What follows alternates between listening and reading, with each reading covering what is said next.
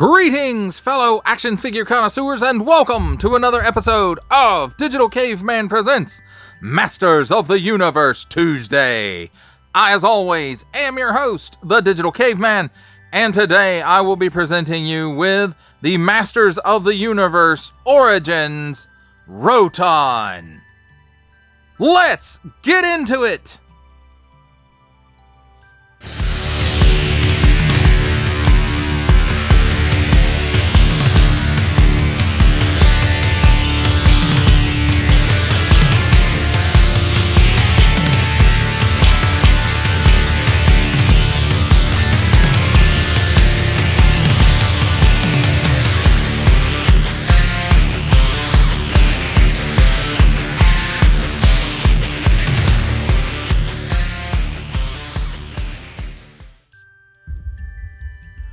Let's start things off with a look at the packaging. And here up on the top, and we'll raise the camera up a little bit. See all kinds of boo stuff we're not supposed to see up there. Maybe. I don't know. I might be able to fix it in editing, and you might not see it.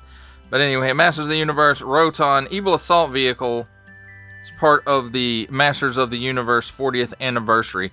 And then really super nice artwork up here on the top that kind of goes down into the top part of the packaging here. So we got Cobra Khan over here, Skeletor driving the Roton. He's just making all kinds of dust and dirt and flying and stuff. And then a critter running. And then you get to a nice window on the packaging showcasing the vehicle and some of the accessories. At least modern posing retro play. And then, you know, the artwork kind of just continues on. And then we have a nice piece of artwork here featuring just the Roton. Use on smooth surfaces. Advance forward to rotate blades. Mattel. And then on this side, we've got some nice artwork of Screech. Masters of the Universe Roton Evil Assault Vehicle. On the other side here, we have some more nice artwork. And then we've got Road Ripper down here with He-Man on it. And it looks like the snake portion of the Eternia playset in the background there. And then we'll rotate it around to the back. And again, we've got some nice other artwork, different artwork up here of Skeletor. He just sawing through the forest there. Whether on land or in the air, the Roton and its spinning blades carve a path of destruction. And then we've got Talon Fighter and Point Dread over here. Stratos. Modernizing and celebrating the original 80s Masters of the Universe action figures, Masters of the Universe Origins gives you the power to pose Eternia's greatest warriors as retro-style figures or in new action-packed battle positions. And then it shows some of the features here on the back. And here's the cross sale of Roton, the 2000s era He-Man 2001, He-Man 2001 Skeletor, and then we have Pighead and Mantana. And then on the bottom here, Mattel empowering the next generation through play. On the bottom, that's upside down. So here we have small print, fine print, legalese print, symbols I'm not going to learn, contents, one vehicle, 3 accessories, a barcode, some of this stuff, a question mark, Masters of the Universe Roton Evil Assault Vehicle. And that, my friends, does it for a look at the packaging. Let's take a look at the vehicle and accessories. I don't know if they're really accessories, but they're parts of the vehicle that, anyway. So first up, we have this cockpit cover that the original did not come with. It's made out of a rather glossy plastic. It does have some cool molded details in it. It's got these nice window slits. It's got this. It's got some rivets up here in the front. It's got 2 posts here in the front and 2 posts here in the back. And when we assemble the whole thing, I'll show you how that goes, but I think you can probably figure it out if you don't already know, because you may own this piece. I don't know. And then here is an alternate faceplate for it. Maybe this is more like an Oni mask. I don't know, but it's got some nice white paint apps. Again, it's made out of that same glossy plastic that the cockpit cover is made out of. So nice white paint apps for the teeth and the whites of the eyes, and nice molded details in the eyes as well. The paint apps missed a bit on some of the teeth. It's got this nice ridge that comes up here, and then on the back side you'll see it's got a post here and a post here, and there's ports on the front of it that those stick into. Now, without those pieces, what we have here is a nice classic looking representation of the original Roton. And you know, I think this is, it looks, from you know what I remember 30 some odd years ago, it looks like I remember the Roton looking. It has the same action feature. This wheels on the bottom that makes a gear twist, and anyway, it makes the blades of it spin, and it makes that lovely sound that all parents don't like. So that's true. And it'll even spin manually without running it. So there's that. Even more great sound to it. So here, you know, we've got a nice face molded onto it. The stickers for the eyes, which the original had.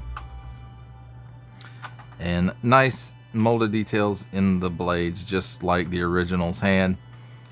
Molded in teeth, and the, you know, the kind of nose ridge that matches up with the other piece. And then we've got some stickers on the sides around here, like the original had. They look kind of scaly.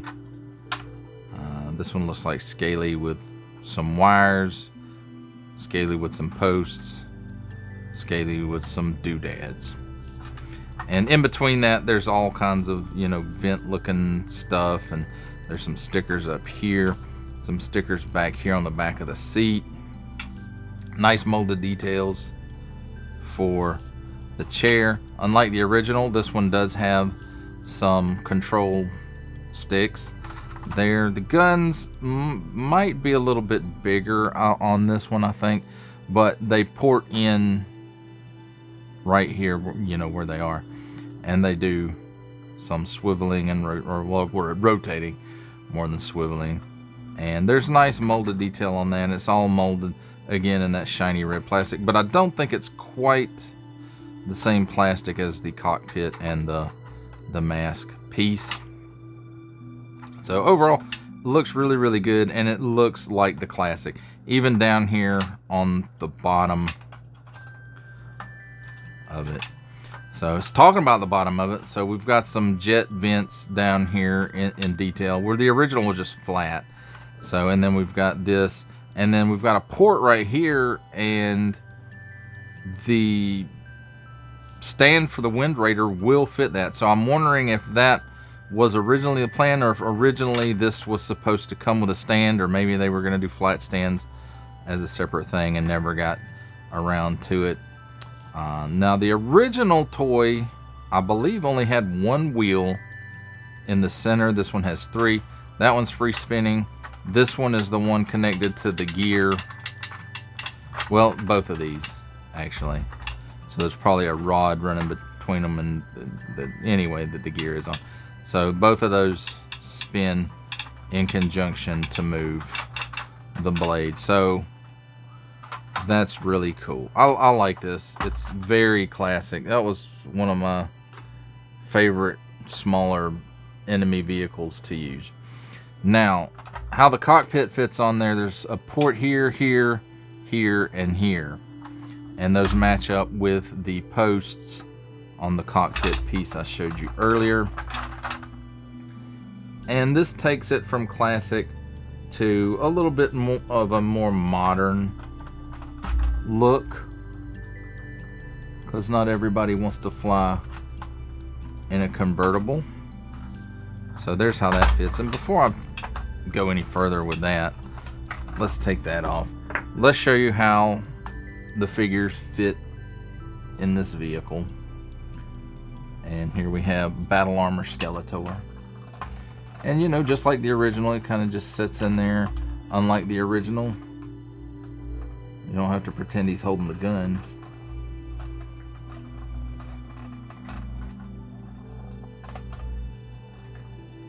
You just pop his hands on these control sticks and just make sure he's posed in there like you would like him to be.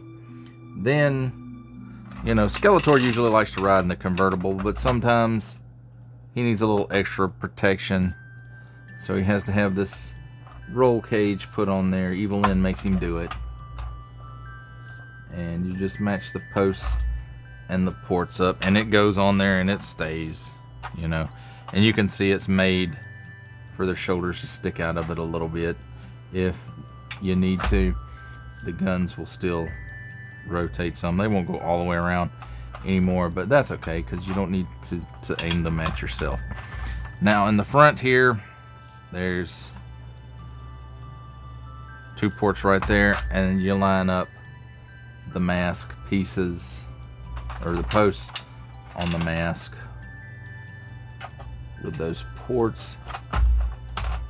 And once you have that lined up, just give it a good push, and there it is, all completed.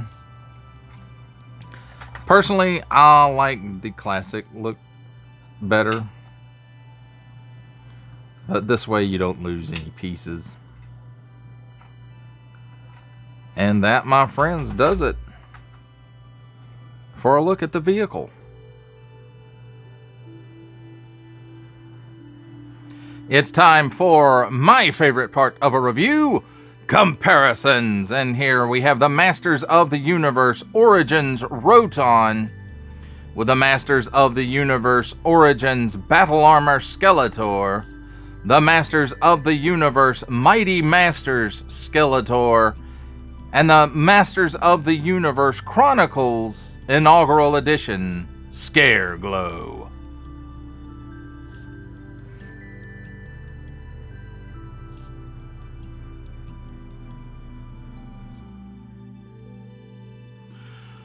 For our last set of comparisons, here we have the Masters of the Universe Origins Roton, with from the Marvel Legends series making his cameo appearance, Stan the Man Lee.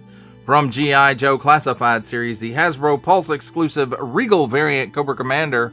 From Star Wars The Black series, the Archive Edition 501st Legion Clone Trooper. And for a 7-inch scale comparison from the Masters of the Universe Masterverse line, the 40th Anniversary He-Man.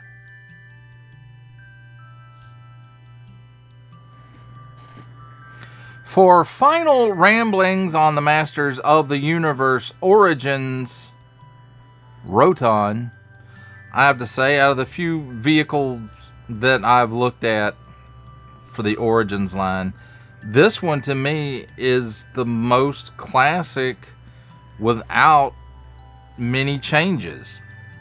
It's got 3 wheels on the bottom instead of 1, which I could be mistaken about the original only having 1 wheel on it, but that's the way I remember it. But again, you know, 30 something years ago that I last played with the thing, so you know, it without the addition of the cockpit cover and the mask piece for the face,